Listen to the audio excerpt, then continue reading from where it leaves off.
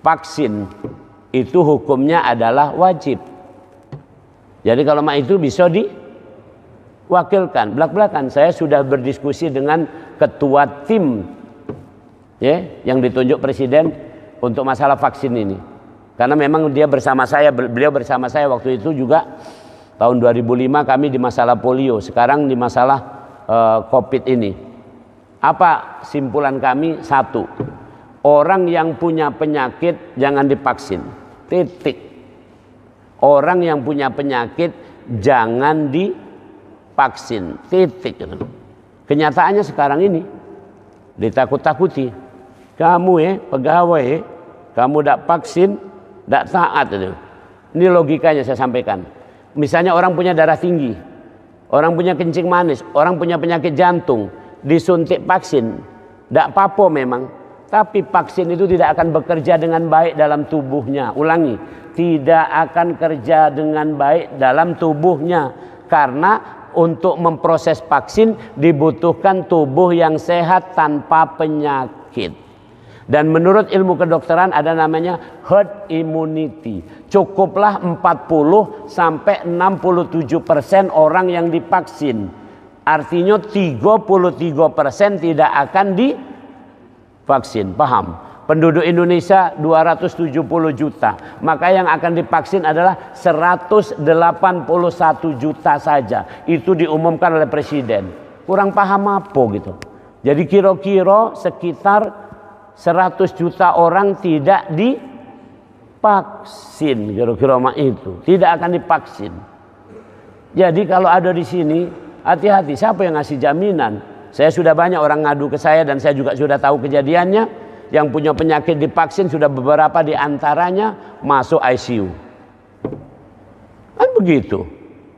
Ini karena kesalahan. Cobalah ilmu ini diikuti. Jadi jangan gaya-gaya dikit. Menurut WHO menurut apa? Dari mana cek di kalinian? Saya kan ahlinya, saya sampaikan tuh. Saya tidak ngomong sembarangan tuh. Inilah kesadaran akal waras. Terakhir Ramadan ini harus menyadarkan ini tadi.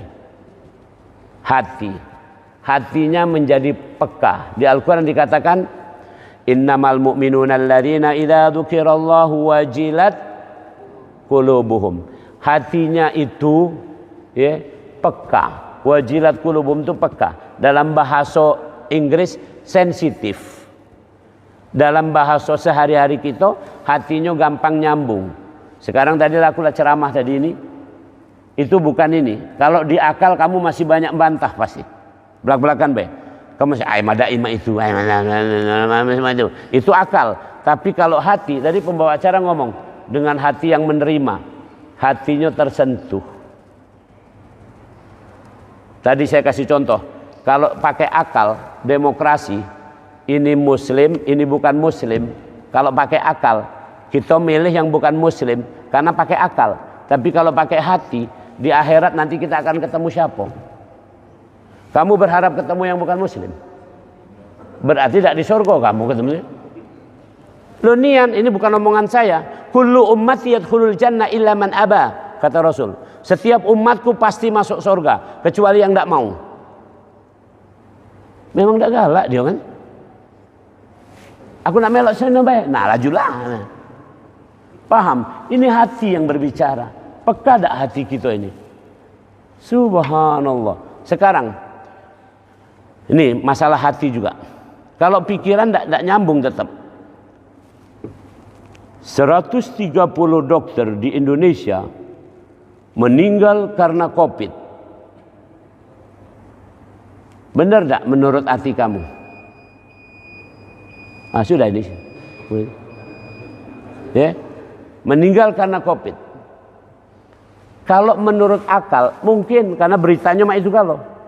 Sekarang kalau menurut hati, kamu buka Al-Quran dong, buka Al-Quran.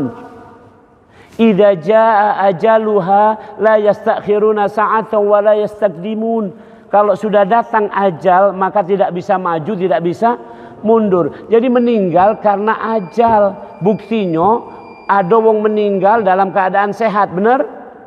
Ketawa-ketawa mak ini aku juga menyaksikan guru aku lagi ngajar, senyum dia lagi ngajar, senyum wafat depan kami. Oh, lagi ngajar mak ini terus duduk diam sebentar, wafat rupanya guru ini. Kamu baca Al-Quran surat nomor 34 atau 38, surat Saba, atau surat Sof, itu di situ disebutkan bahwasanya Nabi Sulaiman itu meninggal. Siapa yang tahu? Nabi Sulaiman. Nabi Sulaiman itu saking rajonyo, kan Nabi Sulaiman itu punya tentara siapa be? Manusia, jin, hewan, bener? Angin segala macam itu. Jadi tidak kate yang tahu bahwa Nabi Sulaiman sudah meninggal. Nabi Sulaiman ketahuan meninggal apa? Tongkatnya dimakan rayap. Jadi yang nunjuk tahu Nabi Sulaiman meninggal adalah rayap. Jadi Nabi Sulaiman kan di singgasananya lagi duduk mak ini, tongkat di sini. Nah ini dimakan rayap. Habis di Al-Quran dijadikan apa itu? Habis. Baru nyampak beliau. Oh meninggal. Karena jin pun tidak berani negur kan? Ay bahaya rajo kami. Kamu sama Pak Hasan negur tak nih? Kemarin aku ngobrol sama Pak Hasan, salaman aku sama Pak Hasan. Pak salaman Pak gitu Pak. Aku ke Sungai Gerong deh. Jangan main ini Pak, main ini Pak. Ya subhanallah kira-kira ini. Hadirumullah. Cuman itu baik, yang penting jangan datang satgas dari Jakarta kan nih. Kamu dipoto-foto kan. Sampaikan ke Bu siapa? Bu Dirut nih. Bu Nike ini. Tapi kalau sampai ke Bu Nike salam baik dari Prof Yuwono katanya itu. Cuma itu baik. Tidak apa-apa, aku sudah menang ngobrol juga sama beliau. Hadirumullah. Jadi kata kuncinya hati yang sensitif. Itulah puasa. Jadi puasa itu akan sehat badan, waras pikiran, hatinya sensitif. Kalau itu tiga hal itu sudah terjadi, kita menjadi orang yang benar-benar sehu, sumu fatasihu, benar-benar sehat lahir dan batin. Dan tinggal kita nunggu baik ujungnya. Sampai kapan?